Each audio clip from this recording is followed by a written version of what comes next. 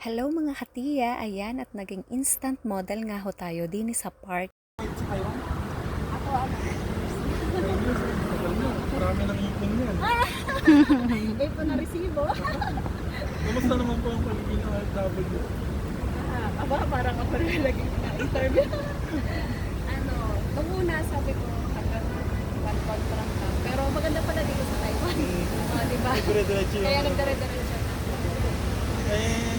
Ano naman po mapapayo mo sa mga tumagat na yung mga bago dito sa Taiwan? Mapapaya ko po. Pag nag-apply kayo, kailangan mag-test talaga. Yun naman talaga kailangan sa ibang bansa. Dahil malayo tayo sa Pamilya. Yan ang pinag namin na hinaan. Magiging emotional homesick eh. Maging matatag po tayo.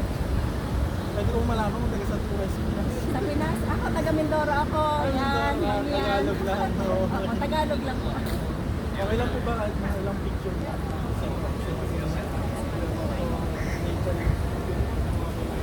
Okay lang po, isang karangalan po. Kahit isang karangalan.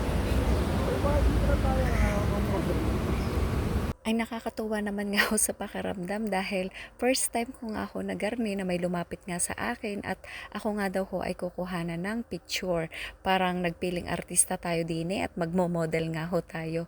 Dito po yan sa may park ng Sinchu at kami nga ho ay nakatambay lang diyan ni Bunso. Hello. Okay lang ba? Oh, ako lang ang behind the scene. Si Ate Nes na lang. Kaya ka na nag-vlog?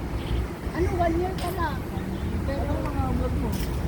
ano, iba-iba. Pero yun na, thankful ako kasi nitong last month lang. Nag-viral yung isa ko.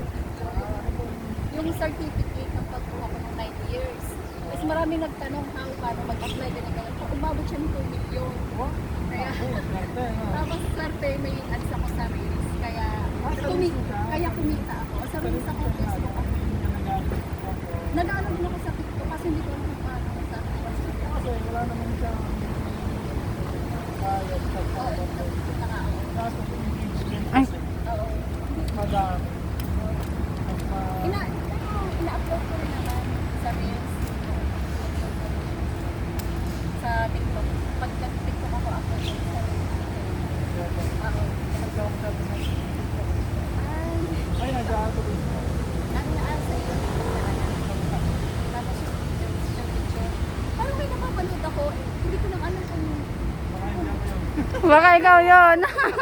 Ayan at bago nga ho kami makapag-umpisa ng picture diyan ay ang dami nga ho muna naming napagkwentuhan at nagpapasalamat din nga po ako kay Alex Once dahil meron din siyang tip sa akin tungkol sa pag-vlog dahil kaibigan niya din si Nika na isang vlogger nga din ho dito sa Taiwan kaya nakakatuwa po talaga at salamat dahil napakabait niya, approachable talaga siya.